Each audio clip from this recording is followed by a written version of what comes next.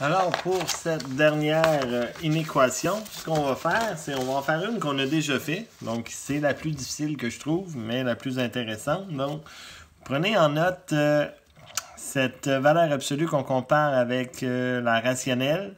Et je vous invite vraiment à l'essayer. Et moi, je l'ai déjà presque toute faite au complet là, pour que ça aille plus rapidement. Là, je ne veux pas faire une vidéo encore de 15 minutes. Donc, j'ai trouvé la forme canonique de ma fonction. Je l'ai déjà dessinée. J'avais aussi ma valeur absolue que je peux trouver facilement mon sommet qui est moins 2 cinquièmes, virgule 17.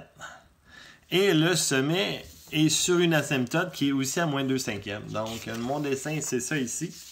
Et on va déjà essayer de trouver quand est-ce que la valeur absolue elle est plus petite que ma rationnelle. Donc, il y a un petit morceau ici que ma valeur absolue est plus petite.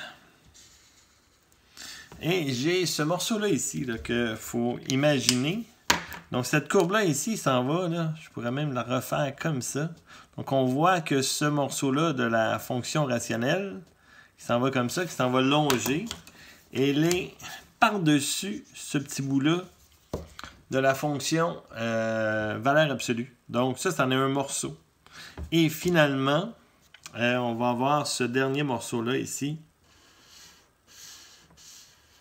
qui va être plus petit que la fonction rationnelle. Donc, j'ai trois intervalles. Donc, j'ai ce morceau-là et ce morceau-là. Donc, pour les calculs, je vais passer très vite. Donc, j'ai isolé dans un premier temps ma valeur absolue. On n'a pas simplifié cette chose-là, donc on en a fait une contrainte. Et là, après ça, on a séparé ça en deux. Donc, les calculs, je les ai repris sur une autre feuille parce qu'il y en a vraiment beaucoup. Donc, j'enlève ma valeur absolue, je fais un produit croisé, j'envoie le 17, etc. Donc, j'ai fait ça des deux côtés. Donc, je vous le laisse comme ça un petit peu à l'écran que vous puissiez le regarder. J'ai trouvé mes deux zéros à deux reprises. Et il y a 3 bonnes réponses parmi les 4. Dans mon dessin, on voyait qu'il y avait 3 points d'intersection. Donc, si on va les placer dans notre dessin, donc le 3.02, c'est le plus loin.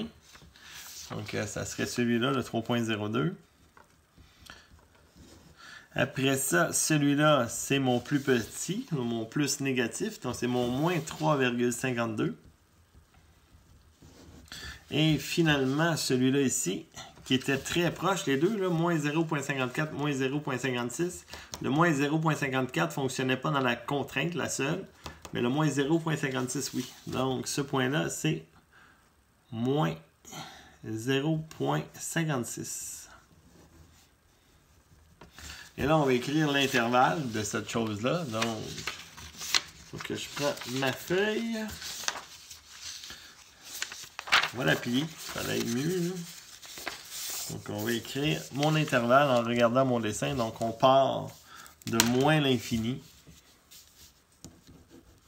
jusqu'à moins 3.52 inclus. Union, ça repart à moins 0.56 jusqu'à l'asymptote moins 2 cinquièmes qui, elle, bien sûr, est exclue. Union, ça repart à 3,02 jusqu'à plus l'infini. Donc ça, c'est ma réponse. Donc, c'est 3 morceaux d'intervalle. C'est vraiment les plus difficiles, là. Il faut les pratiquer. Et c'est sûr que j'en ai placé une dans l'examen. C'est comme trop intéressant pour passer à côté.